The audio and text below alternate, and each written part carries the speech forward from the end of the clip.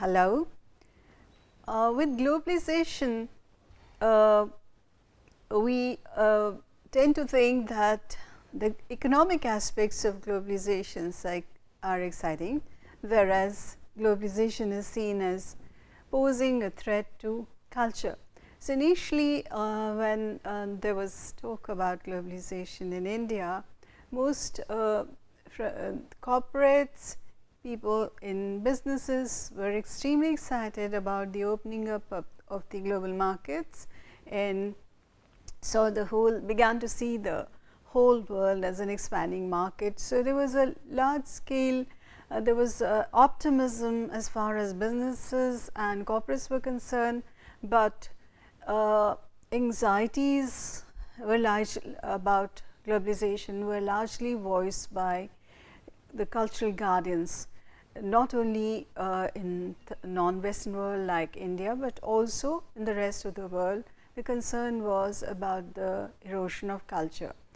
But almost 3 decades down the line, we find that the economic and the cultural cannot really be separated from one another, and concerns about the economic effects of globalization have increasingly begun to be voiced not only in the non-Western world or the developing world, but all across the world. Concerns about globalization being, as some had defined it right at the very beginning, as a form of global capitalism, as a late stage of capitalism, which they dubbed late capitalism. So, in this section, I would examine globalization as the rise of global capitalism, free market economy. Largely, after summarizing what the free market is, I would examine in detail Immanuel Wallerstein's world system theory, which I did mention when we were trying to define globalization, and show what it means to live in the era of global capitalism. How does the global capitalist system work, and conclude with concerns about the discontents of globalization, about how this integration of the world into capitalism, what it entails for people in different parts of the world.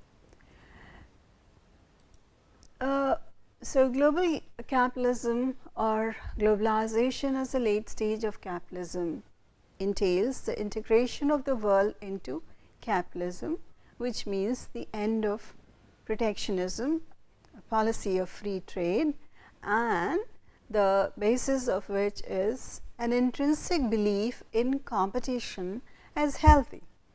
So, the idea is that with the increase in productivity, and it will lead to increase in productivity and widening of consumer choices. I am going to give a very basic kind of definition of free market ideology, going back to Adam Smith's model, and the idea that market forces, the profit motive, drive the economy to efficient outcomes as if by an invisible hand. Now, modern economies show the sense in which and the conditions under which Smith's conclusion is correct. More recent advances in economic theory, ironically occurring precisely during the period of the most relentless pursuit of the Washington consensus policies, have shown that a. Whenever information is imperfect and markets incomplete, which is to say always and especially in developing countries, then the invisible hand works most imperfectly. B. Significantly, there are desirable government interventions which in principle can improve upon the efficiency of the market. And C. These restrictions on the conditions under which markets result in efficiency are important. Many of the key activities of government can be understood as responses to the resulting market failures. In other words, the myth about the state, the nation state having become a non-player in the globalized economy is demystified here, because as opposed to the idea that in a free market there is no intervention by the government, there are desirable government interventions which are used to improve the efficiency of the market, and two, many of the key activities can be understood as responses to the resulting market failures. So, as the nation state becomes an ally of global capitalism in several cases, rather than opposing these forces, and the nation state seems to be far from extinct. Let me now summarize Immanuel Wallerstein's notion of the world system theory and his view that globalization is not an entirely new process, because he predates the history of globalization by locating it in the 16th century, as I had mentioned in the first lecture while defining globalization. And Wallerstein considers it as the final stage in the movement of capital that began 500 years ago. He challenges the classic definition of capitalism as a system based on the non-interference of the state in economic affairs. So, the myth of the non-interference of the state in economic affairs is demystified by Wallerstein. He argues that it is based on the constant absorption of economic loss by political entities. So, this is important. The constant absorption of economic loss by political entities, while economic gain is distributed to private hands. And he stresses that capitalism as an economic mode is based on the fact that the economic factors operate within an arena larger than that which any political entity can control. So, that this idea that economic factors operate within an arena larger than that which any political entity can control leads us to the world system theory. Now, what is a world system? How does Wallerstein define his world system? World system, according to Wallerstein, is a social system, one that has boundaries, structures, member groups, rules of legitimation and coherence. And world system is an organism in that it has a lifespan over which its characteristics change in some respects and remain stable in others. Therefore, it is a very self-contained system. So, a social system that has boundaries, structures, member groups, rules of legitimation and coherence, and an organism that has a lifespan over which its characteristics change, in other words, not static, and it is self-contained. So, we need to understand what is a world system, and we understand that by finding out what it is not. Most entities usually described as social systems, tribes, communities, nation states are not in fact total systems. Only real social systems are, on the one hand, those relatively small, highly autonomous subsistence economies, not part of some regular tribute demanding system, and on the other hand, world systems. So, they are relatively large, that is, they are in common parlance worlds. Self-containment as an economic material entity is based on extensive division of labor, and that they contain within them a multiplicity of cultures. So, let's try to understand what, so to summarize, world system, as I have already said, is a social system which has boundaries, structures, member groups, and is dynamic, self-contained. It is not social systems, what we call social systems, tribes, communities, nation states, and the real social systems are small, highly autonomous subsistence economies, not part of some regular tribute demanding system, and on the other hand we have the world systems. So, world systems are relatively large and there is a self containment as an economic material entity, which is based on extensive division of labor, and they contain within them a multiplicity of cultures. So, they are large units containing within them multiplicity of cultures. There are two kinds of world systems. The first world system is world empires, in which there is a single political system over most of the area, however attenuated the degree of its self control. And the second world system is world economy, in which such a single political system does not exist overall or virtually or all of the space. So, two kinds of world systems, world empires and world economy. Now, what are world economies? Highly unstable structures which tended either to be converted into empires or to disintegrate. So, world economies were highly unstable structures which tended to be converted into empires or to disintegrate. According to Wallerstein, modern world system that a world economy has survived for 500 years and yet has not come to be transformed into a world empire. So, this 500-year-old economy has not really converted, has not transformed into a world empire, a peculiarity that is the secret of its strength. What it does have is a multiplicity of political systems. So, within this world economy, in the modern world, which is the modern world system, we have a multiplicity of political systems, and the size of a world economy is a function of the state of technology and in particular the possibilities of transport and communication within its bounds. And the world economies have fluid boundaries. So, what are the important features of the world system? Let us try to look at them. The world system is first of all based on extensive division of labor, and this division of labor is not merely functional.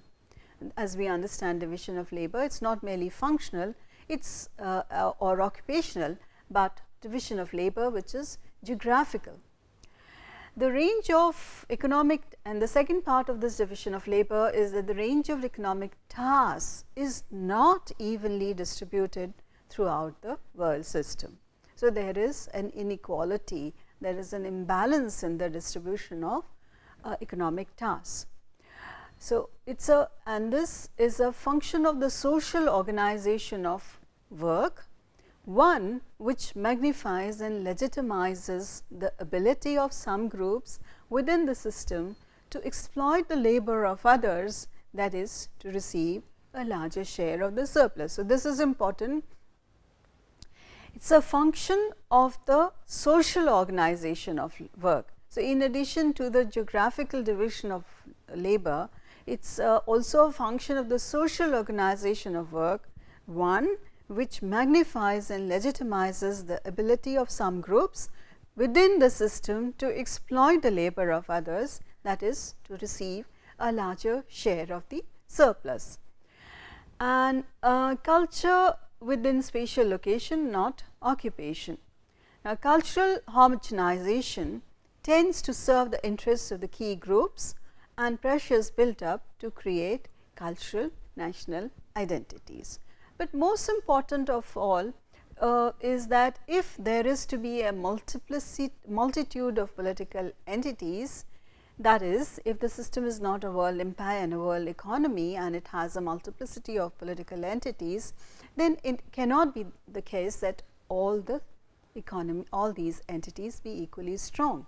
They cannot be, for if they were, they would be in the position of blocking the effective operation of transnational economic entities whose locus were in another state. So, we found out that this is heavily loaded in favor of certain groups who feel entitled to the labor of others.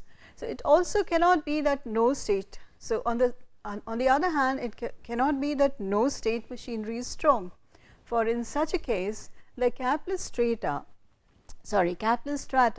would have no mechanisms to protect their interests, guaranteeing their property rights, assuring various monopolies, spreading losses among the larger population, etc.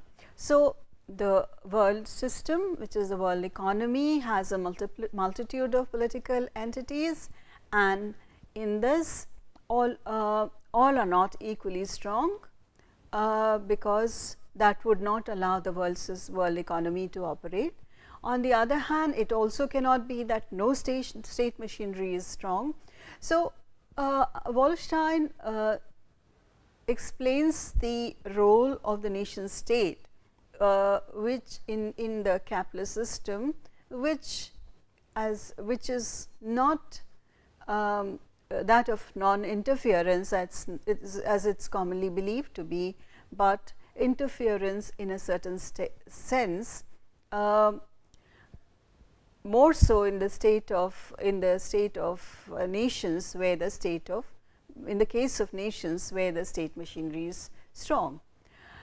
So, the world's economy develops a pattern where state structures are relatively strong in core areas and relatively weak in the periphery. So, we have a multitude of political systems, some consisting of strong states and others of weak states, and a pattern in which state structures are relatively strong in the core areas and relatively weak in the periphery. We mean strength versus other states within the world economy, including other core states, and strong vis-a-vis local political units within the boundaries of the state. So, that brings us to the idea that state is not a neutral partner in capitalist economies, but it's complicit. Its complicity is consists of the creation of a strong state machinery coupled with a national culture, a phenomena often referred to as integration, that serves both as a mechanism to protect disparities that have arisen within the world system, and as an ideological mask and justification for the maintenance of these disparities. So, two aspects with which the state becomes complicit within global capitalism or within free market capitalism is A, the construction of a strong state machinery.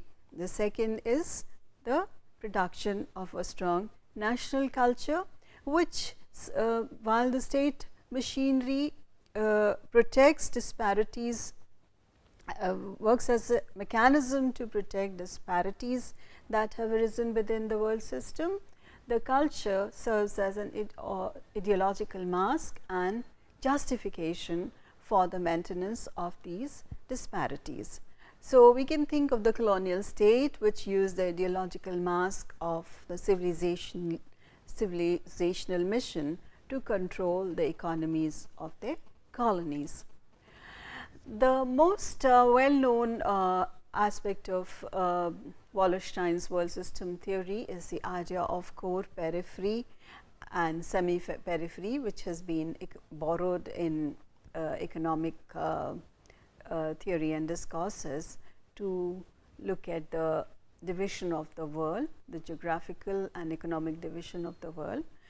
Though this model of core, semi-periphery and periphery is now considered redundant in view of the new configuration of the global economy as well as global political system, it still seems to be relevant if we were to carefully examine what Wallerstein is saying.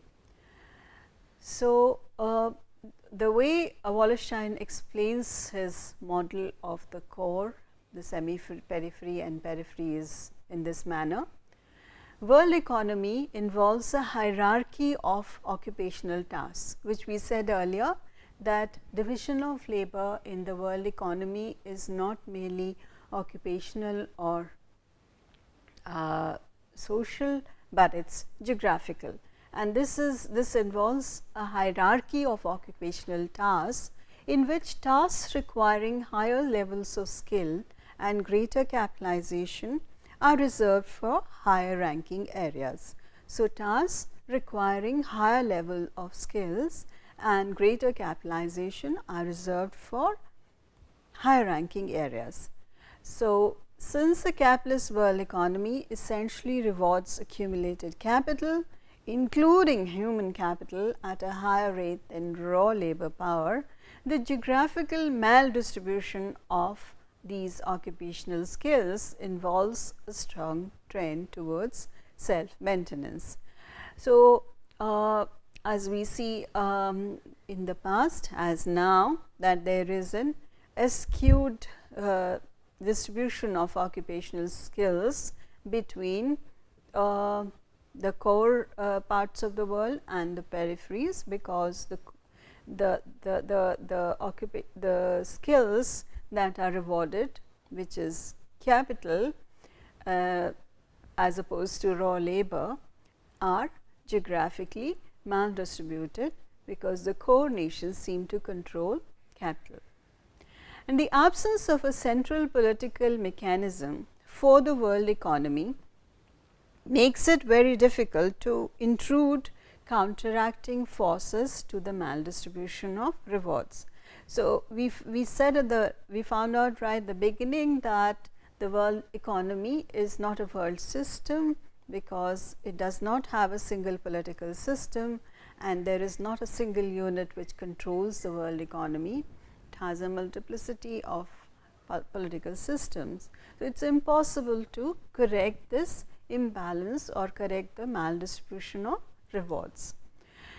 Peripheral areas, Wallerstein says, I am quoting from him, I do not say peripheral states, not peripheral states, but peripheral areas, because one characteristic of a peripheral area is that the indigenous state is weak. As we found that in the multitude of systems, political systems, some states are bound to be intrinsically strong, whereas some states are relatively weak, and these states are bound to be the states in the peripheries.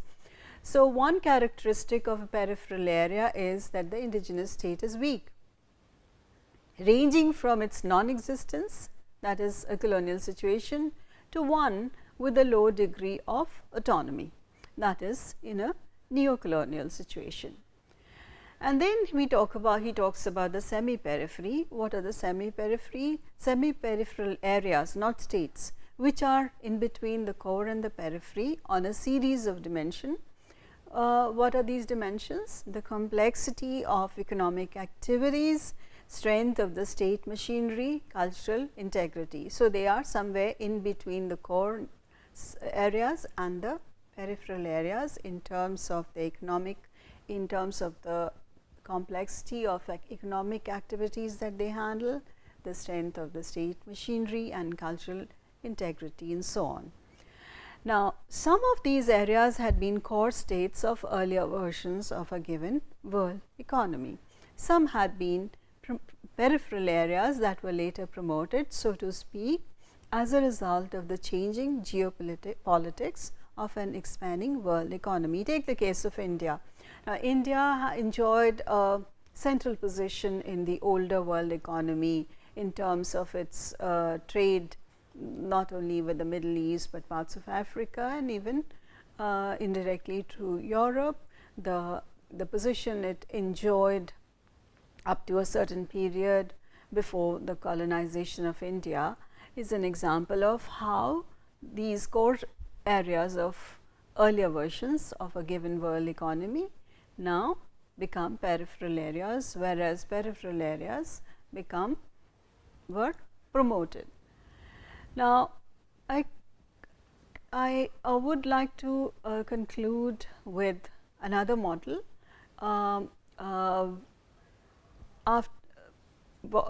Wallerstein's model is critical of while it defines the its it's more of a the elucidation of the world economy, the world system theory. It's critical, but it merely describes the system. What is important in Wallerstein's model is that it doesn't, even though we might critique the idea of the core, the periphery and the semi-periphery, Wallerstein has taken that into account by saying that the core, periphery and semi-periphery can keep changing. So, it is a dynamic model, but the foundational concepts of Wallerstein's theory hold, because the relationships between, even though some areas might have been might have graduated from periphery to core, or from periphery to semi-periphery, or the former core areas might have changed to periphery, the relationships between the core, the semi-periphery and periphery still hold, even if we look at the present global system and the new world system. I mean, the old world system, as Wallerstein puts it. Even in this late stage of capitalism, the relation between the core, periphery and semi-periphery are replicated. Similarly, more important is, equally important is that it's the new phase of globalization is not a new process. It's been there, and it's a completion, it's a consummation of that march of capital, which has completely integrated, or if to use a different metaphor, sucked in the entire world into its dragnet. Now, the differences in the old world system, the earlier stages of the world system and the new stages of the world system are only in degree, not in kind, and that is why the relationship between the periphery and the core remains the same, even though there are cosmetic differences. Take the example of say India as a source of raw material and labor in the colonial system, where Indian workers began to be taken as indentured workers in the 19th century to the plantation economies and the so-called coolies, and the present position of Indians, highly qualified Indians in the global economy, where they still continue to service the global economies.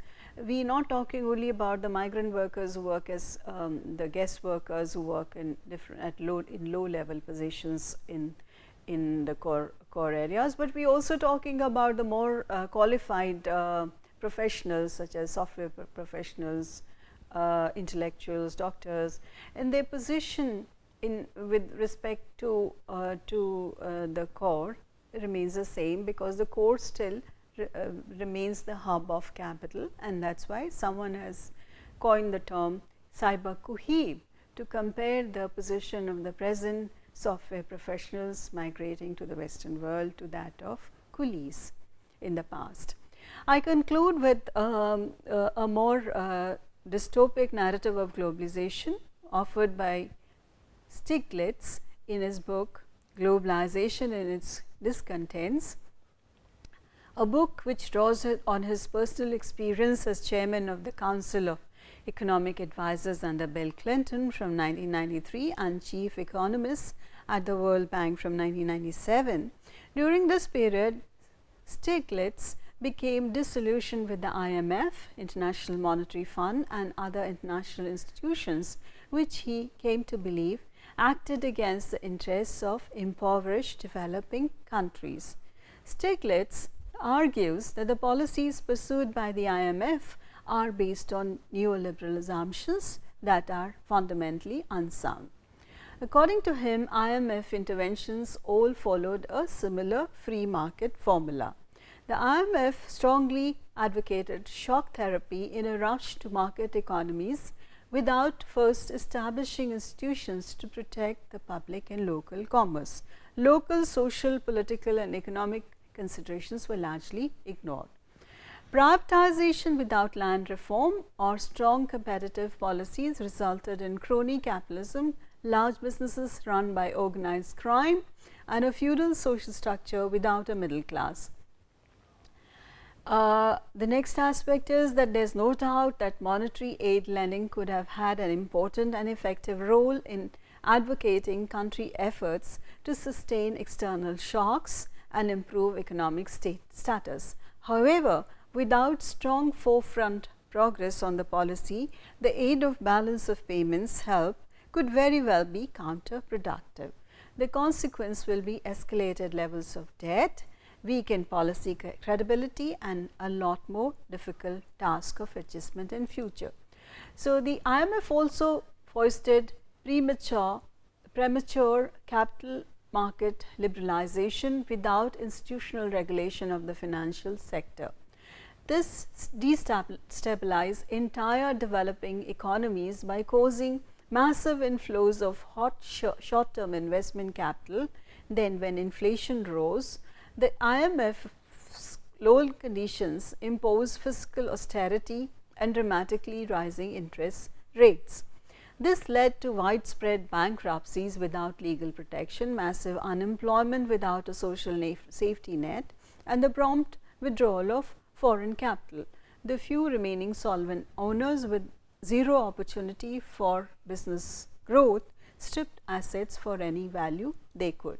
So, we conclude by saying that this critique of the economic aspects of globalization, of global capitalism or late stage of capitalism has which was voiced by certain discontents, as we may call it, within the third world or within the developing world at the onset of globalization, have increasingly been voiced from within the West by right at the beginning by Wallerstein in his explanation of the world system, and more lately by people like with books like Globalization and its Discontents.